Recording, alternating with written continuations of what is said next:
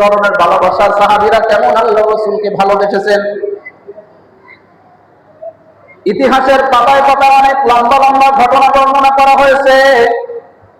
হাদিসের মধ্যে অসংখ্য নবীর প্রতি ভালোবাসার নিদর্শন আল্লাহ রাসূলের সাহাবীরা রেখেছেন। যদি এক একটা পর্যায়ক্রমে আলোচনা করা হয়, রাসূলের প্রতি সাহাবীদের প্রেম আর ভালোবাসা নিয়ে যদি আলোচনা করা হয়, রাত শেষ হয়ে যাবে, দিন আসবে, আবার রাত আসবে, দিন শেষ হয়ে যাবে, রাত আসবে, আবার রাত শেষ হয়ে যাবে, দিন আসবে। সপ্তাহ দিনের পর দিন যাইতে যাইতে সপ্তাহ করাবে, সপ্তাহ করাতে করাতে মাস গড়াবে, মাস গড়াতে গড়াতে বছর গড়াবে। তারপরেও সাহাবীদের ভালোবাসা রাসূলের প্রতি এর যে দৃষ্টান্ত আল্লাহ রাসূলের সাহাবীরা রেখেছেন, তাদের ভালোবাসার এই দৃষ্টান্ত আলোচনা করে আমার মতো আপনার মতো মানুষ হাজারো লক্ষ কোটি বক্তায় বর্ণনা করে শেষ করতে পারবে না। সামান্য একটা দৃষ্টান্ত আমি আপনাদের সামনে দেই। আল্লাহ রাসূলের প্রতি ভালোবাসা যেমনি ভাবে রাসূলের সাহাবীদের ছিল, যেমনি ভাবে মক্কা মদিনার মহিলারা নবীকে ভালোবাসতেন, ঠিক তদ্রূপ ভাবে মদিনার ছোট ছোট বালকেরা, যুবকেরা আল্লাহর রাসূলকে কোনো মাত্রায় কম ভালোবাসতেন না। ও আমার বন্ধুগণ, ও মুসল্লি ভাইয়েরা, আল্লাহ রাসূলের সাহাবীদের থেকে ভালোবাসা শিক্ষা গ্রহণ করে নবীকে এইভাবে ভালোবাসতে হবে যেমনি ভাবে ভালোবেসেছে সাহাবায়ে কেরাম। আল্লাহ রাসূলের দুইজন ছোট্ট ছোট্ট দুইজন সাহাবী ছিল, যার নাম হলো মুআয এবং মুআয। হাদিসের কিতাবের মধ্যে বর্ণিত হয়েছে, ইবনে আফরাদ দুইটা সন্তান, যাদের দুই সন্তানের নাম হলো মুআয এবং মুআওয়াজ। বদরের যুদ্ধ যে কোনো কারণে বদরের যুদ্ধটা সংগঠিত হয়ে গেল।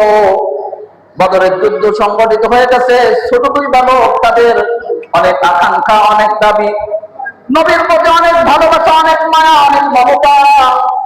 মায়ের কাছ থেকে গল্প শুনেছে আল্লাহর রাসূল মক্কা থেকে হিজরত করে মদিনায় এসেছে। মক্কার জীবনে আল্লাহ রাসূলকে সব থেকে বেশি যে কষ্ট দিয়েছে সেই হলো আবু জাহাল। সেই আবু জাহাল আজ রাসূলের বিরুদ্ধে নেতৃত্ব দিয়ে সেও তাকে যুদ্ধে অবতীর্ণ হয়েছে। দুইজন বালক, ছোট ছোট বালক, যুদ্ধে যাওয়ার বয়স তাদের এখনো হয় নাই, কিন্তু শুধুমাত্র রাসূলের প্রতি ভালোবাসার কারণে তারা যুদ্ধের ময়দানে অবতীর্ণ হয়েছে। যুদ্ধের ময়দানে যাওয়ার পরে যুদ্ধের কাতার যখন সাজানো হলো, সারিবদ্ধ করা হলো, আব্দুর রহমান ইবনে আউফ বিরুদ্ধ একজন সাহাবী, তিনি দেখতেছেন তার দুই পাশে দুইজন বালক, ছোট ছোট দুইজন বালক। উনি প্রথমে একটু চিন্তিত হলেন, একটু কষ্ট পাইলেন যে আমি যদি যুদ্ধের ময়দানে আহত হয়ে যাই, তাহলে আমাকে সেবা শুশ্রূষা করার মতো তো কেউ নাই, আমাকে ধরে তাবুতে নেওয়ার মতো তেমন কোন শক্তিশালী যুবক আমার পাশে নাই। আমার পাশে হলো দুইজন বালক, ছোট্ট ছোট্ট দুইজন বালক। যে দুইজন বালক সে নিজেদের তো সামলাতেই পারবে না, তাহলে আমাকে কি করে সামলাবে? এমন চিন্তা করতে করতে আব্দুর রহমান ইবনে আউফ চিন্তা করতেছে। ঠিক ওই মুহূর্তে ওই ছোট্ট দুই বালক আব্দুর রহমান ইবনে আউফকে জিজ্ঞাসা করতেছে, ও চাচা, আরিনি আবা জাহলিন, ও চাচা আপনি কি আবু জাহলকে চিনেন নাকি? ও চাচা আপনি কি আবু জাহলকে চিনেন? আব্দুর রহমান ইবনে আউফ জিজ্ঞাসা করতেছে, ভাতিজারা, তোমরা তো ছোট ছোট বালক, তোমরা কি আবু জাহলকে কখনো দেখো নাই? এই জন্য কি আবু জাহলকে দেখতে চাও, আবু জাহলের পরিচয় জানতে চাও? ছোট্ট দুই বালক বলে, না না, আমরা আমাদের মায়ের কাছ থেকে গল্প শুনেছি আল্লাহ রাসূল যে আবু জাহলের হাতে বারবার আক্রান্ত হয়েছে, আল্লাহ রাসূল কাবা চত্বরে নামাজ পড়েছে, আবু জাহল আমার নবীকে গলায় ফাঁস দিয়ে হত্যা করার চেষ্টা করেছে। আমার রাসূল কাবা চত্বরে নামাজ আদায় করেছে, এই আবু জাহলকে আল্লাহ রাসূলের মাথার উপরে উঠে ঘুরে চাপিয়ে নিয়েছে।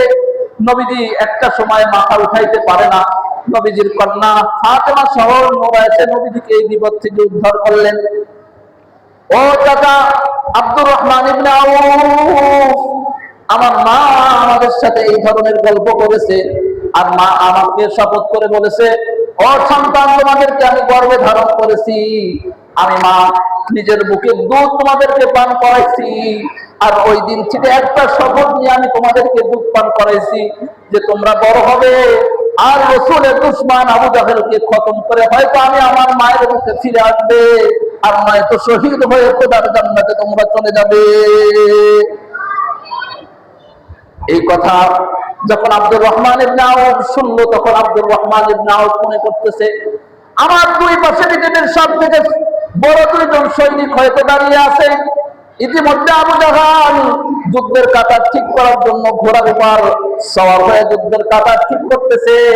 আব্দুর রহমান ইবনে আউফ আল্লাহ রাসূলের একজন বিরুদ্ধ সাহাবী, ওই কলিজার টুকরা ছোট্ট ছোট্ট দুইজন বালককে ইশারা দিয়ে দেখাইলো ওই যে উটের উপর সওয়ার হয়ে ঘোড়ার উপরে সওয়ার হয়ে যে যুদ্ধের কাঁটা ঠিক করে ওই হলো আবু জাহাল। দুইজন বালক এই কথা শোনা মাত্রই বাজ পাখির মতো আবু জাহালের উপর তারা ঝাঁপিয়ে পড়লো। এক ভাই তারা ঘোড়ার পায়ের উপরে আঘাত করলো, আর এক ভাই আবু জাহেলের উপর আক্রমণ করলো। আর পরবর্তীতে আল্লাহ রাসূলের অন্য সাহাবী হযরতে আব্দুল্লাহ ইবনে মাসউদ এসে ওই নরপিশাচ আল্লাহর রাসূলের দুশমনকে খতম করে সে জাহান্নামের মধ্যে পাঠিয়ে দিল। এটাকেই বলা হয় নবীর প্রতি সাহাবীদের ভালোবাসা, আর ওই ধরনের ভালোবাসার নামই হলো ঈমান। এই ধরনের ভালোবাসার নাম কি